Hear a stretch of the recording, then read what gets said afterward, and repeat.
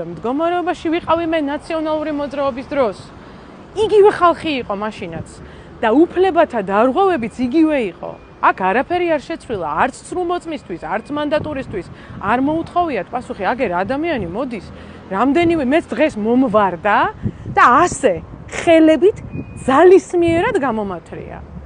მაშინ, როდესაც მე ვაპირებდი სიტყვის წარმოთქმას და წარმოთქვი კიდევაც სიტყვა, რომ ქრისტიანულად ყველაზე ალბათ ყველაზე რთული წნეხი და როლი დღეს აქვს ცრულმოწმეებს. აი ლაშა მანსურაშვილი რომ ნახეთ დღეს აქ საპატრულო პოლიციის თანამშრომელი ამდენი ადამიანის თანდასწრებით ჯერ ეს ერთი იყო ცინიკური, აბსოლუტურად ცინიკურად, ქედმაღლურად ელაპარაკებოდა ადვოკატ ქალბატონს.